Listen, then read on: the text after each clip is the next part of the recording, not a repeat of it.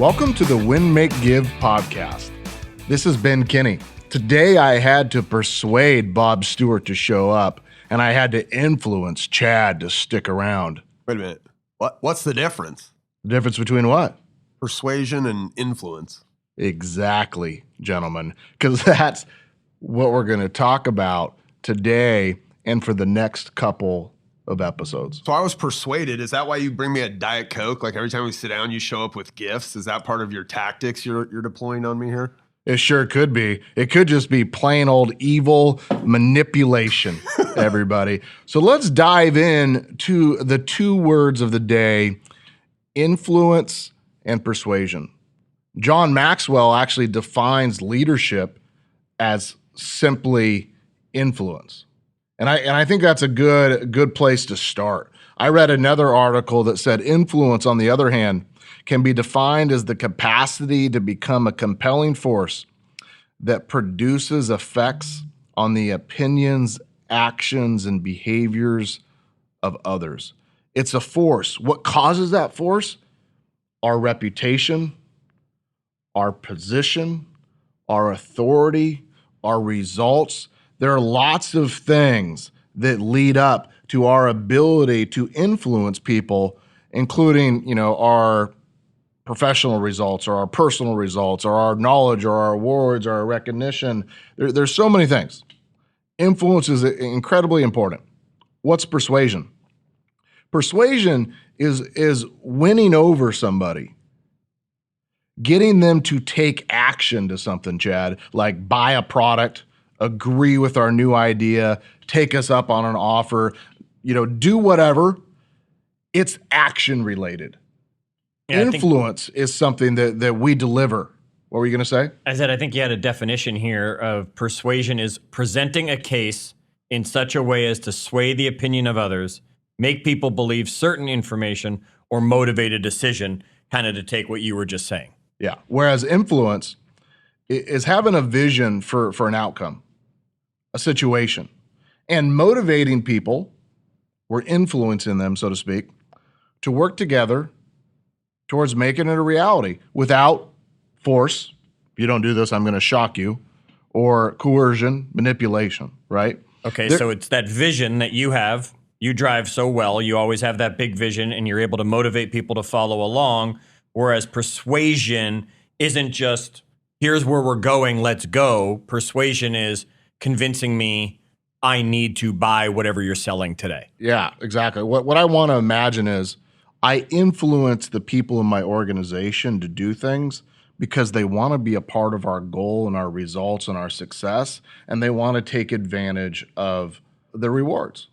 Okay. I persuade people from time to time to maybe buy a product or a service because I believe it's what's best for them. Right? I'm not influencing them necessarily to buy it, whereas I might influence them to buy your product, Bob, because I might say, I use that. It's been really successful for me. Right? I really like that Peloton or whatever that thing might be, right, Chad? Sure. And because I trust you, I'll be like, oh, well, if Chad does it, I'll buy it. And you influenced me. You didn't persuade me to do it. Whereas if I walked into the Peloton dealership, so to speak, in the mall, right? Yep. And you walk up there and the guy says, if you do it right now, I only have one left, by the way, but if you do it right now, I'm going to give you a great deal.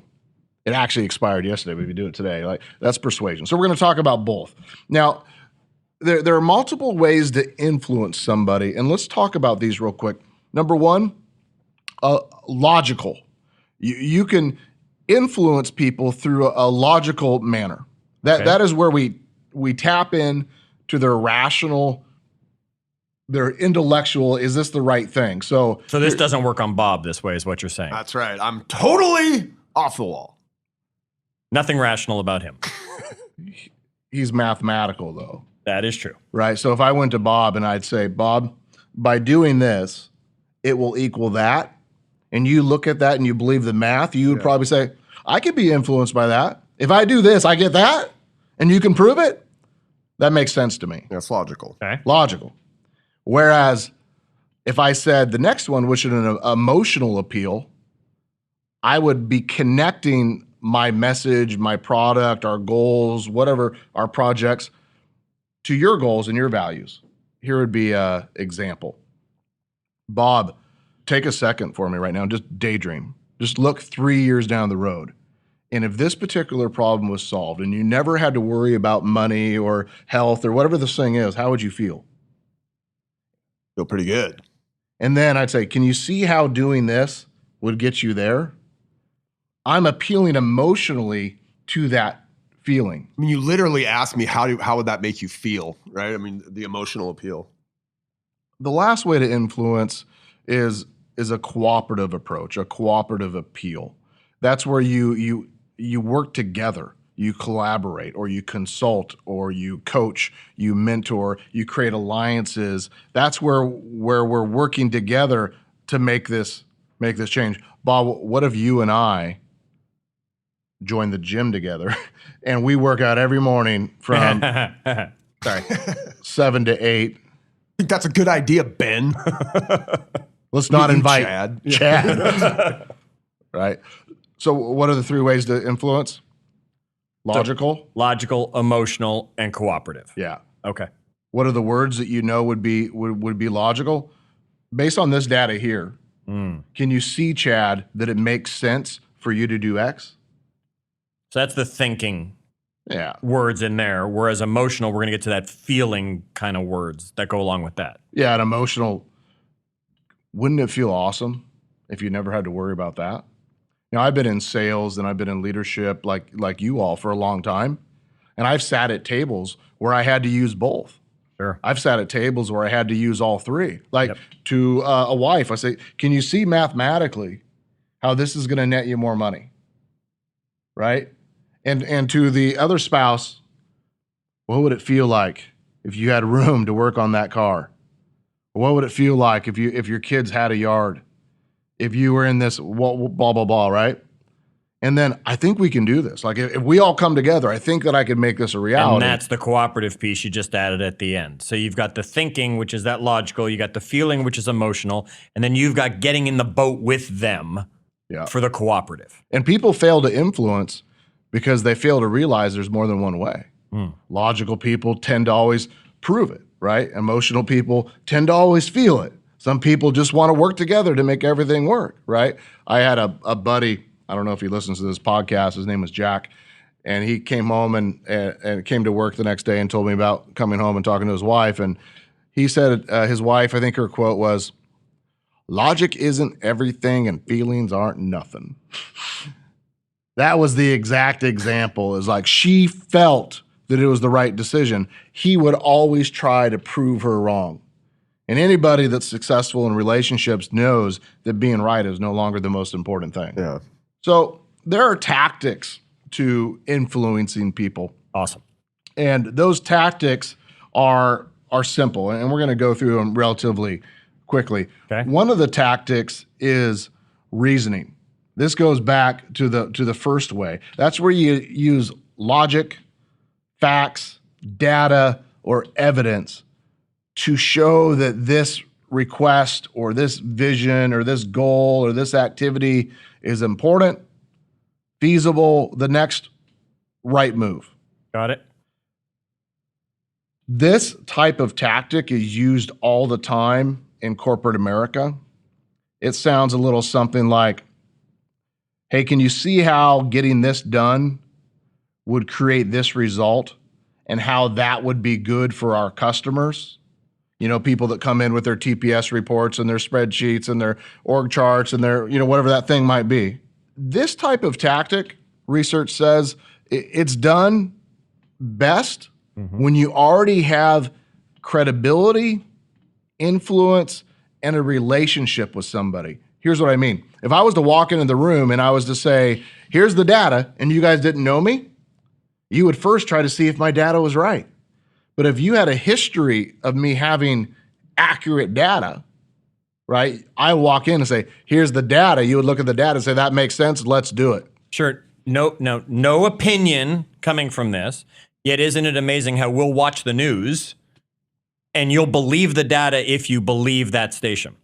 Like if you're a CNN watcher, you're going to believe the data they're putting out there. Then you can go flip over to Fox. The data says the exact opposite thing, yet you'll believe it if that person had that credibility already with you, bringing you the information. Which is dangerous because sometimes you get into this habit of shaking your head. Right. Because somebody wins 8 out of 10 times, so you assume all 10 are right.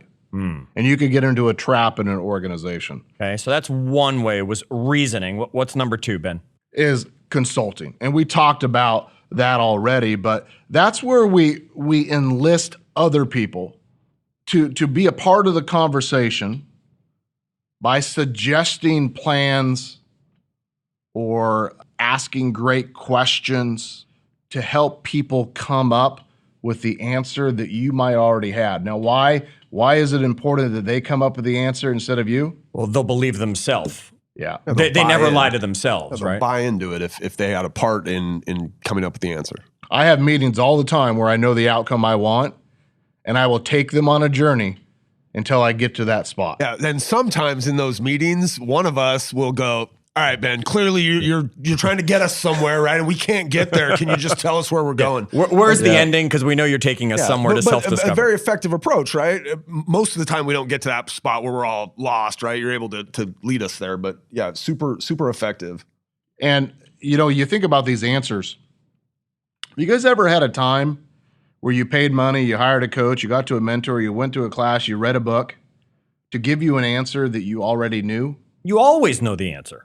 But you needed to hear it from somebody else, right? Sometimes when you're looking to influence somebody, you can use this type of tactic by saying things like, Chad, just based on your experience, you've been through this before, you know what it takes to lose weight. What do you think the next step for yourself would be? You've done this before. You've done this 100 times. You know how to do it, right? You ask that question and you let him give you the answer. And then you go back and say, what's stopping you from doing that? Because you know how to do it. And you get to take them on that journey. And maybe all he needed was to hear it from you once for you to say, yeah, I know. Okay, I'm going to go do that. It's that coaching question that drives me crazy. Well, when you don't know the answer and then the coach says to you, well, Ben, if you did know the answer, what would the answer be? Only because they want you to be saying it, and then it comes back at you that way. This tactic, Chad, is best used when the person you're working with already has the experience, the information, the data. You could just imagine the answer is sitting there already. Remember, the job of the leader is to not always have the answer. The job of the leader is to commit to walking with that person until you find it together. Right, and nothing in your influence definition had you had the answer. You just had the vision, and you're influencing people to come along. Yeah. Okay, so now what was number 3? Collaborating. Okay. Collaborating is when we truly work together to uncover and find a solution. I do this a lot with our team, especially with Bob. We're trying to find a problem or trying to figure out what caused it, a bug in software, right? Some sort of error and wherever. We're trying to figure it out. And the way you do that is you work with that individual. I'm trying to influence Bob to make change. So I will offer resources or assistance to help him find a path to do that. Whether that's me, would it be valuable to you, Bob, if I spent some one-on-one time with you working through this? Or would it be more valuable if I made Josiah or David or Ross or somebody else available? What else do you need? Do you need an assistant? Do you need some technology? Do we need some capital? Bob, he's asking, jump in, take something. If you need something, grab it. Yes, all of the above, please. Yeah, and this person, when you're influencing this person to take action, you're saying, I'm going to remove all the roadblocks. Now what's stopping you? Right. Then the person has no more excuses why they can't move forward. You've just stopped it. So when would be the best time for using this strategy? When they're frozen, when they feel like they can't take action or they don't know what the next step is, you have to remove the roadblocks. Got it. Then they're just looking out in the distance, right? Thinking about, all right, now I can get going. And the thing, it says collaborating, which would, indicate that like you, Ben, are collaborating with me, but that's not actually the case most of the time, right? You're just facilitating my collaboration with some other resource in the organization. Many times where Ben has you and I working on, well, what episodes are we going to do this week? We're collaborating on it before we all get together. He's just got the vision that drives it all together. So, yep. Ben, we've got, so far we've gone through reasoning, we've gone through consulting, we've gone through collaborating. What else for some of these influencing tactics? When I think about the last one, it's inspiring. And when you're inspiring somebody, it helps a lot to have the right background music. And then what you do is you come up with the right words. Wait a minute. There will be no rapping or singing. No, I don't Okay. need to. You know Good. why? Because I don't know what to say, really. 3 minutes to the biggest battle of our professional careers. It all comes down to today, Chad. Either we heal as a team or we're going to crumble. Inch by inch, play by play till we're finished. We're in hell right now, gentlemen. Believe me. And we can stay here getting the crap kicked out of us, or we can fight, Chad. Back into the light. We can climb out of hell 1 inch at a time. Now, I can't do it for you, Bob. I'm too old. I look around and I see all these young faces, and I mean, I've made every wrong choice a middle-aged man could make. I've pissed away all the money, believe it or not. I chased off anybody who's ever loved me, and lately, I can't even stand the face I see in the mirror. Life's about inches, boys. I'm getting goosebumps. Now we need to pay somebody for the rights to that. I'm inspired. All right, Al Pacino has left the building. We've now paid our rights for using Any Given Sunday on all of that, as Ben has inspired the heck out of all of us. You know, when you talked about inspiring in background music, you can't play the Chariots of Fire theme song and not want to go for a run. Right? Right? As soon as you hear that, you that's just our want problem. to start running. Well, I don't know right? about go for a run, but yeah. You know you do. Did you guys know that song I was playing was Peace by Paul Kelly? It's the actual song that played in the background when Al Pacino gave that speech in Any Given Sunday. Do you guys know that? I didn't know the name of the couldn't have piece. I named it. definitely knew the scene from the It's movie. wasted on you guys. Anyway, what's inspiring? It's encouraging others to accomplish a goal by appealing to their values, their emotions, their beliefs. Managers love to use this type of tactic to make this inspirational appeal. And what laughs, I laugh, you use a story. The football game where somebody was far behind, or the hockey game, or this time in business when you were losing, or this time in your life where you had lost everything. Like, you hear so many of these influencers. We've interviewed a lot of them that have gone through tough parts in their lives. They sure have. Right? Where they tell us the story. And you're looking at that person and you're saying, hey, if that dumb crap like Bob Stewart could figure this out, like I could do it, right?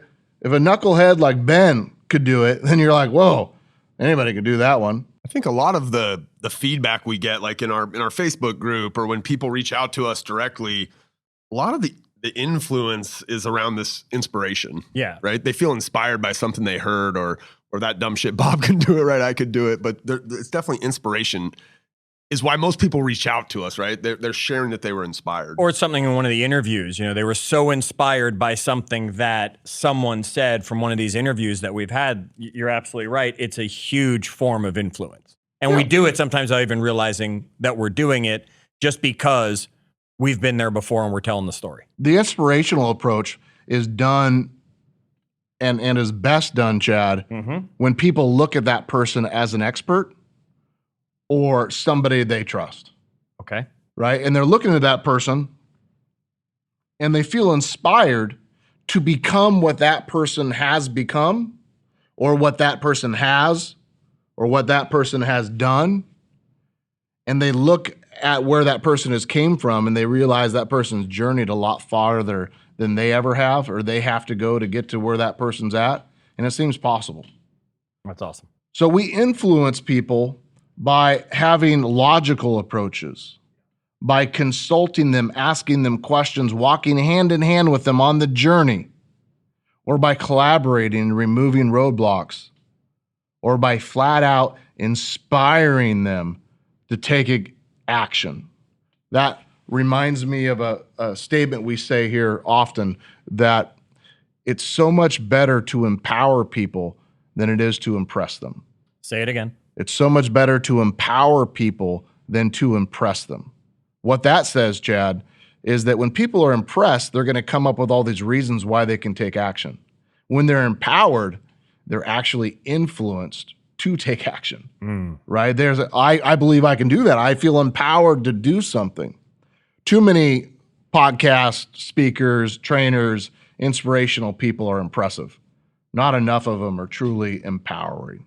And then isn't it amazing? Because when they're empowered, they inspire others by what they've done. All right, so let's flip the coin, because we said one was inspiration, one was inspiring, one was influencing. Forgive me, as we're just talking about that. One's influencing.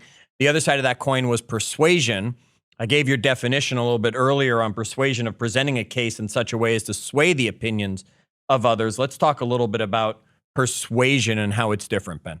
Well, persuasion is a tool required for every leader, business owner, manager, spouse, parent, dog owner. Yeah. Right. You have to learn how to persuade, because persuasion and influence, when you build skills around those areas, that is leadership. That is mentoring. So what you're saying is treats work for your dog and some of your people that you work with. Treats work well for me. Yes. That's why he brought me the Diet Coke when we started. There you That's go, right? right. Just bringing treats for Bob. Persuasion and influence skills help with leadership, mentoring, recruiting, sales, negotiation, coaching, marketing, brand building, promotion. These are all tools that when you understand them, you can get a better result. Because isn't your goal to influence customers, influence employees, persuade them to take action? Yes. We do that by helping customers, employees, partners, communities find the balance between pain and pleasure. Not like 50 Shades of Gray, like pain, but what is a button that can be pushed for somebody? And we're motivated by both pain and pleasure, right? Yes. What is pain? Pain is finding dissatisfaction, hurt, unfulfilled personal needs.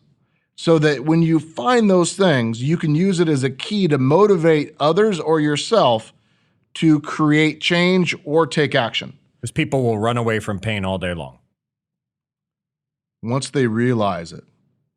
My goal in sales, marketing, leadership, all this is to find somebody's button.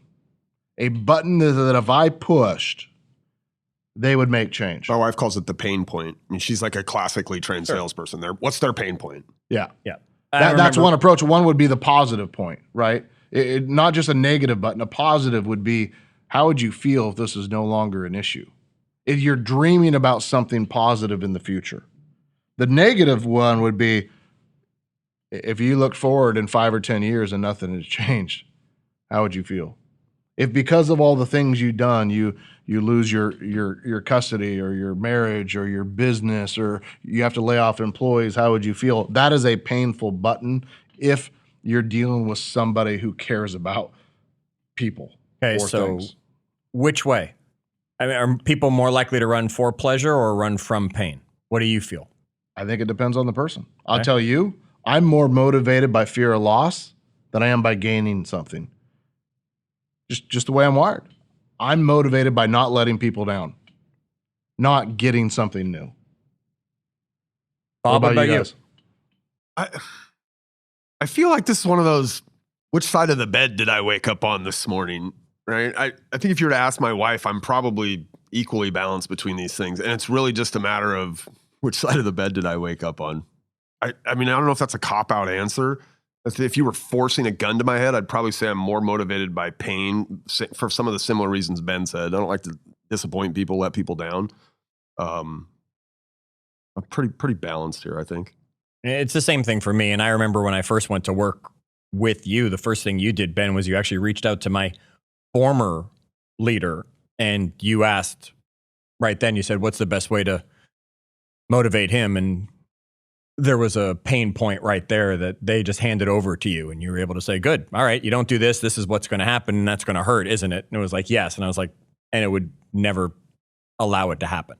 I don't know how many people I have the pleasure of coaching with that once we put money on the line to be given to an ex, right? Once you put something on the line that you have to give to someone who has hurt you along the way, boy, they will do anything they have to make sure that they don't experience that pain.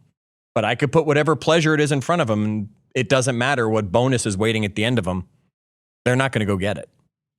You know, one of the number one most powerful tools in persuasion that I found is one simple statement. I'm really disappointed. I hate when he says that. It like hits you at your core, because when you work with people that you care about and they care about you and they know you care about them, that is a button that if you push, good people will respond. I've had you say that a few times. And I mean, all you can say in response is, yeah, I'm disappointed in myself. You know, That's all we can say, or just walk you don't away. you don't want to have that conversation again. It's a powerful motivator. So in order to persuade others, you have to be able to persuade yourself. And what I mean by that, you have to understand what would motivate you to take action and study it and notice when you're being persuaded, influenced, and so on. Persuasion is really, it's an action of getting somebody to do or believe something. Negative words for that could be manipulation, right? Forcing, coercion, inducement. Positive really could be helping, coaching, mentoring, Encouraging. leading, encouraging, selling, begging. When I think about persuasion and influence, I think of Charlie Munger. You guys know that Charlie Munger is kind of the second in command to Warren Buffett. And when Charlie was asked, apparently, what his favorite business book of all time was, it was Influence. The Psychology of Persuasion by Dr. Robert B. Cialdini. Yes. Psychology and marketing professor from Arizona State University. Fascinating individual who dives in to the science of persuasion. And I highly recommend you reading his book. I've bought many copies in the past, done a lot of research, read it multiple times. He talks about the science of persuasion in 6 tactics that can be used and are used against you at all times. Wait, how many? 6. Is that enough for a list, Chad? Is that I don't enough? know if this is a list or if this is a series, Ben. Should we be diving into these deeper than we have time for right now? Makes sense. Okay. So let's cover the Let's give them the 6. list, and then we're going to come back with episodes where we're going to dive deeper into these 6 and make a little mini series out of this persuasion. Sounds good. All right. So what are they? Number Number one? one, reciprocity. What's it mean? Just give us the quick definition. When one person does something for another person and the other person has a sense of debt owed and is compelled to repay that thing. Which Okay. is exactly why I started today's meeting by giving Bob a Diet Coke and you a cookie. Reciprocity. Because if I give you a cookie, you feel obligated to give me a cookie back.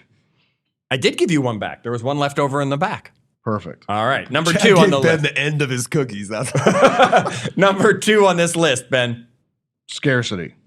When you know there's only one left, there's only one cookie, right? You take action, Supply and demand concept. basically. Okay. But there's no more supply. No more supply. So This we is all it. demand it. Got it. All We right. want it. It's a beanie baby. There's none left. We have to have them. Don't bring PTSD when you bring those up. All right. Number 3 on the list. Authority. Okay. Meaning? some granted power or right to give orders, make decisions, or enforce obedience. Meaning that we can be persuaded by somebody who has the appearance of authority. An example might be a police officer. Flight attendant on the flight because they're in a position they have authority to. Yeah. All right.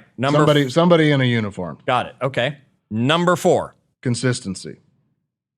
People want to be consistent with their words, their actions, and their statements. Okay. Number 5. Liking the Not the act on Facebook. no, Okay. the ability for people to want to do business, be influenced, or work with people that they like.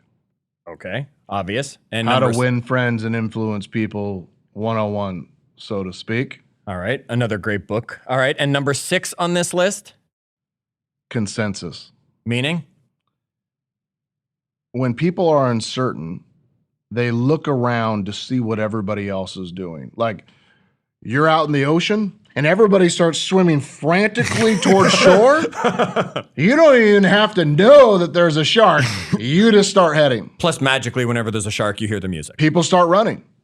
They all start running. You're like, I don't know where they're running, but I'm following them because they have something cool. So it's herd mentality Is that the music? concept.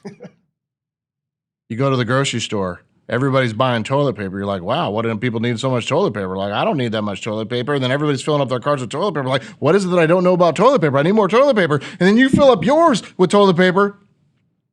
Now we've got scarcity going along with consensus. All right, so we've got reciprocity, scarcity, authority, consistency, liking, and consensus as the science of persuasion, the 6 areas that we're going to dive into in the future episodes here. So Ben, we've talked influence, we've talked persuasion, how they're different, how they work together, these pieces that are coming. Give us one last thought on influence and persuasion before we turn this into the series that's coming. Tune in because it's the secret to leadership, sales, recruiting, marketing, coaching, mentoring. Your ability to influence and persuade will determine the total amount of success that you will have in all areas of your life. All right. And if you have any influence with the people in your world, if you can persuade the people that you know, now's the time to influence and persuade them to check out the podcast. All they have to do is text the word podcast to 59559. That's 59559. Just text the word podcast. Or have them visit winmakegive.com where they can link right to the podcast. Make sure they subscribe. Make sure you subscribe. Make sure you're leaving us ratings and reviews and joining us in our Facebook group. And stay tuned as we talk more about influence and persuasion.